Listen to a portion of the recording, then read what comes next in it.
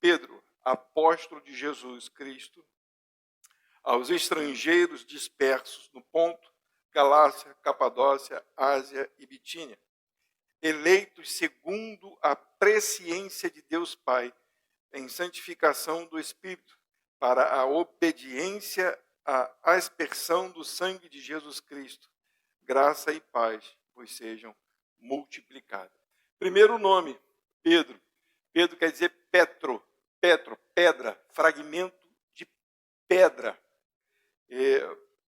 Alguns acham que Pedro foi o primeiro papa, e a Bíblia não declara isso, e nesse livro a gente vai ver Pedro se colocando como fragmento de pedra, e colocando Jesus como a pedra. Tem até aquele texto que nós conhecemos, onde Jesus fala com Pedro, né, dizendo, tu és Pedro, e sobre esta pedra edificarei a minha igreja. Jesus disse, tu és um fragmento de pedra, e sobre esta pedra, que no grego é Petra, quer dizer rocha firme. Então, Petro, fragmento, Petra, rocha firme. Nós derivamos ou saímos da rocha. Então, essa carta de Pedro, ela mostra bem isso. Uma coisa interessante, Pedro, ele se apresenta como apóstolo porque foi chamado por Jesus. Pedro tinha 2 irmãos, André e João. Pedro era de Betsaida, lá da região da Galileia do mar, não do mar da Galileia, porque ele era pescador. Ele e o seu irmão André, junto com Tiago e João, filhos de Zebedeu. É interessante que o nome de Pedro é falado muito mais do que todos os outros apóstolos. Ele aparece muito mais na Bíblia. Pedro foi o líder dos discípulos, praticamente. Tudo ele se colocava na frente. Jesus falava alguma coisa, Pedro se metia e se intrometia no meio. Ele perguntava, ele era curioso. Mas a ele foi dada a responsabilidade de trazer o nome de Jesus, de mostrar o nome de Jesus. Aprendeu muito, apanhou muito. E por apanhar muito, pôde com propriedade falar. Então, Mateus capítulo 4, a partir do versículo 18. E Jesus, andando junto ao mar da Galileia, viu dois irmãos, Simão, chamado Pedro, e André, seu irmão, que lançava a rede ao mar, porque eram pescadores. E disse-lhe, vinde após mim, e vos farei pescadores de homens. Então eles, deixando logo as redes, seguiram-no. E adiantando-se dali, viu outros 2 irmãos, Tiago, filho de Zebedeu, e João, seu irmão, num barco com seu pai Zebedeu, consertando as redes. Então, Pedro era pescador. Alguns dizem até que ele tinha uma companhia de pesca. Ok? Outra coisa interessante, vamos ver aqui. Ele era da Galileia, mas ele foi morar em Cafarnaum. Por que ele foi morar em Cafarnaum? Porque Jesus foi para Cafarnaum. Então foram todos para Cafarnaum. Versículo 13 diz assim, e deixando Nazaré, foi habitar em Cafarnaum, cidade marítima, nos confins de Zebulão e Naphtali. Jesus, então, levou os seus discípulos para onde? Para Cafarnaum. Pedro era pescador, Jesus o chama e ele vai morar em Cafarnaum. Pedro era casado. Vamos lá, Mateus capítulo 8, versículo 14. E Jesus, entrando em casa de Pedro, viu a sogra deste acamada e com febre.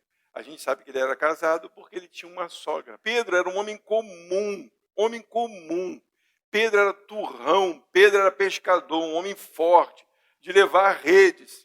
A carta de Pedro, ela foi endereçada aos Ponto, Galácia, Capadócia, Ásia e Bitínia. Essa era a parte sul da Ásia. Aliás, perdão, era a parte norte da Ásia. Paulo pregou na parte sul da Ásia. Olha que coisa interessante. Pedro se preocupou em escrever uma carta para aquela região que Paulo não plantou igrejas. Pedro escreveu uma carta. Essas regiões eram a parte sul, leste e norte. E Paulo pregou na parte de baixo, na parte sul. Uma preocupação eu acho isso muito legal, porque mostra comunhão, mostra harmonia. Enquanto Paulo estava lá pregando para os irmãos do sul e fazendo igrejas, Pedro estava preocupado com os outros irmãos que não tinham recebido a palavra. Isso é interessante. Agora, outra coisa interessante é que o que a gente sabe de Pedro, iletrado, mas olha que coisa interessante. Vocês já leram a carta de Pedro? A carta de Pedro é um espetáculo. A carta de Pedro é sensacional. A carta de Pedro é algo que você lê e fica muito claro o que ele diz. Então, os estudiosos, né, a gente vai pesquisar, e a gente gosta de pesquisar, eles têm 3 informações. A primeira é que por Pedro ser pescador, e aquela região da Galiléia ser uma região onde os gregos iam comprar, e haviam muitos estrangeiros, Pedro era fluente no grego, e sabia muito bem se comunicar em grego. Ele tinha facilidade, ele tinha o grego dele apurado, por estar em contato com os estrangeiros e com os gregos que viviam naquela região.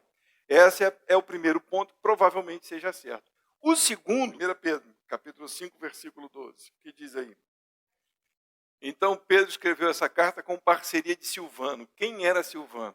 Silvano era Silas, aquele que foi na segunda viagem com Paulo. Silvano era romano, conhecedor da língua grega. Então, a gente sabe que essa carta foi escrita por alguém que tinha um conhecimento muito grande da língua, por alguém que era daquela região, e também, o que é mais certo, está lá em 2 Timóteo, capítulo 3, versículo 16, que é o motivo pelo qual nós lemos a palavra. Então, nós sabemos que toda a Escritura, a palavra de Deus, ela foi inspirada, seja ele iletrado, seja ele doutor da lei, não interessa a sua formação.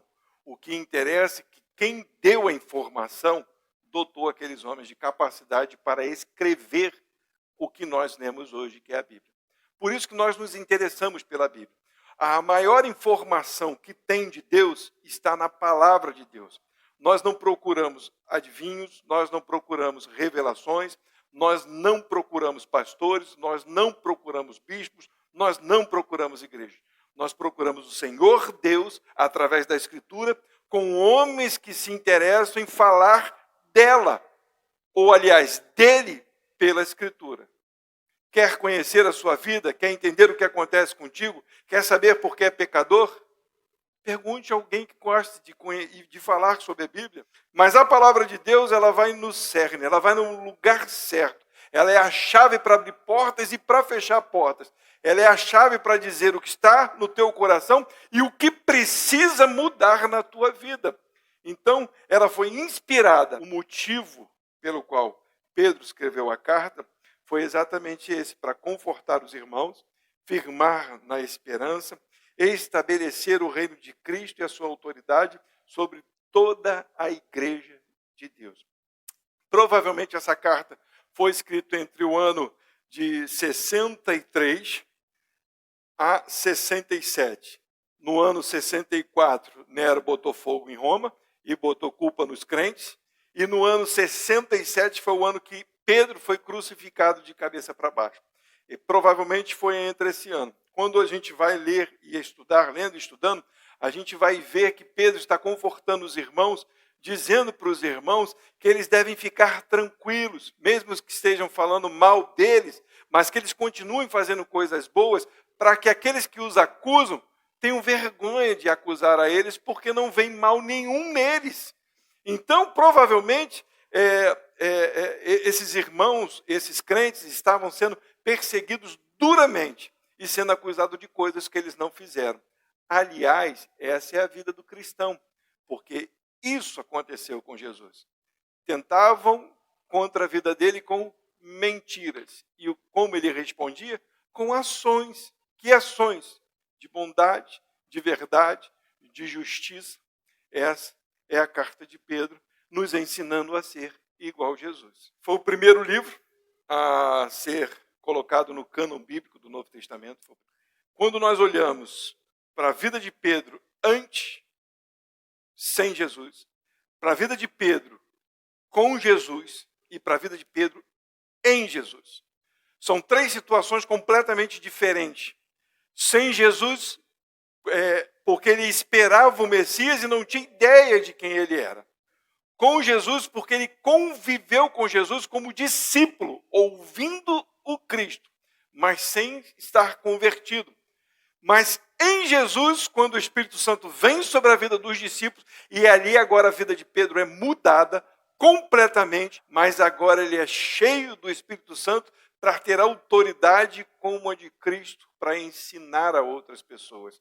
E esta carta é escrita com este homem que andou com Cristo, e não só andou, mas representou Cristo formidavelmente aqui na terra, ao ponto de morrer, conta a história, não está escrito na Bíblia, de cabeça para baixo, crucificado.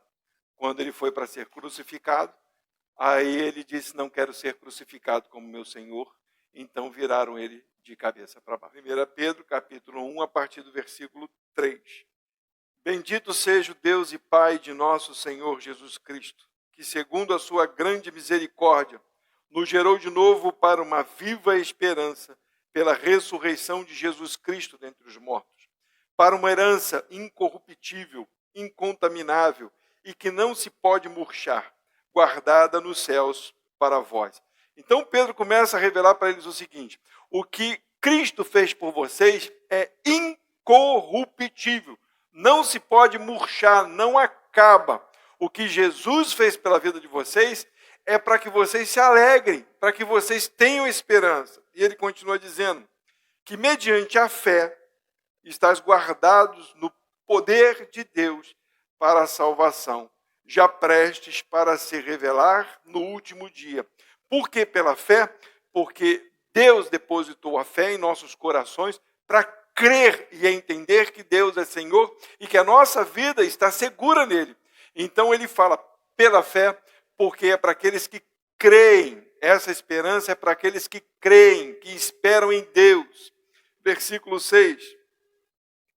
Em que vós grandemente vos alegrais, ainda que agora importa, sendo necessário que estejais por um pouco contristados com várias tentações, para que a prova da vossa fé, muito mais preciosa do que o ouro, que perece e é provado pelo fogo, se ache em louvor e honra e glória na revelação de Jesus Cristo. Então ele começa a confortar os irmãos. O que vocês têm é muito mais precioso do que qualquer coisa que vocês tenham de valor. Até mesmo que o ouro, porque até o ouro perece. Mas a salvação, a eternidade, estar com Cristo não acaba, é para todo sempre. Já no versículo 2, volta só um pouquinho, diz assim: eleito segundo a presciência de Deus em santificação. Não é o versículo 2 não, é o versículo 1 mesmo. Ele se apresenta e diz assim: aos estrangeiros dispersos. O que é estrangeiro? Ele escreveu para os estrangeiros. O que é estrangeiro? Alguém que não mora naquele lugar, está de passagem. Disperso porque foram expulsos de suas casas. Então ele está escrevendo para pessoas que não tinham lugar fixo. Isso é uma revelação para a gente. Nós não temos um lugar fixo. Aquelas pessoas foram expulsas de suas casas e eles estavam peregrinando. Então Pedro precisava escrever esta carta, confortando os corações deles. Versículo 8. Ao qual, não havendo visto, o amais, falando do Senhor Jesus, no qual, não vendo agora, mas crendo, vos alegrais com gozo indescritível e glorioso. Isso é importante demais a gente entender. É assim que a gente ama Jesus? É assim que a nossa esperança está? Quando eu leio esse versículo aqui, eu preciso parar e refletir. Eu vou ler de novo o versículo 8. O qual, não havendo visto, o amais. Ninguém viu Jesus, mas nós o amamos. No qual, não vendo agora, mas crendo, vos alegrais com gozo indescritível e glorioso. É assim que o nosso coração está por Jesus? Ou a ideia da gente é que Jesus tem que fazer algum favor por nós? Jesus não tem que fazer favor por nós, nós precisamos dele. Ele está dizendo, vocês não viram e vocês o amam, e vocês o esperam. É assim que uma igreja se comporta. A igreja não se comporta esperando algo do Senhor, mas a igreja se comporta dizendo que precisa do Senhor, que espera o Senhor, que ama o Senhor. Versículo 15. Mas como é santo aquele que vos chamou, sede vós também santos em toda a vossa maneira de viver. Porquanto está escrito, sede santos, porque eu sou santo. Então essa carta de Pedro, ela foi escrita para animar os irmãos no meio do fogo cruzado onde eles estavam. Imagina a situação daquelas pessoas. Eles foram expulsos de suas casas e estavam estrangeiros em outras terras. Estavam sendo acusados de coisas que eles não fizeram. Ele diz, esperem em Cristo. Creiam em Cristo. E vocês vão ver na carta que ele ainda vai dizer assim, se vocês forem presos ou apanharem por causa do Senhor Jesus, Deus vai se agradar muito disso. Mas se vocês forem apanhados por estar fazendo alguma coisa errada, aí vocês têm que se consertar. É glorioso para a gente, os crentes, aqueles que creem em Deus, agir de maneira certa e quando padecer, ainda dá glória a Deus, porque sabe que não foi por coisas erradas que nós estamos padecendo, mas estamos padecendo por causa do nome de Cristo. E o nome de Cristo está sendo glorificado. Então a carta de Pedro vem trazer exatamente isso. Vem mostrar o que somos, fragmentos de pedra. Ele vai falar que somos pedras vivas, por causa da rocha inabalável que é o Senhor Jesus. Então o Senhor Jesus permitiu ao nosso irmão Pedro escrever esta carta tão linda, mas tão boa, para que as nossas vidas estivessem guardadas no poder e na esperança que há em Jesus Cristo. Hoje eu vou dar só essa introdução e depois a gente vai ler versículo por versículo. E estudar versículo por versículo, porque cada versículo tem informações extraordinárias. Só no versículo 2, aqui no comecinho, diz eleitos segundo a presciência de Deus. Sabe o que é isso? Extraordinário, é coisa para se estudar para mais de metro.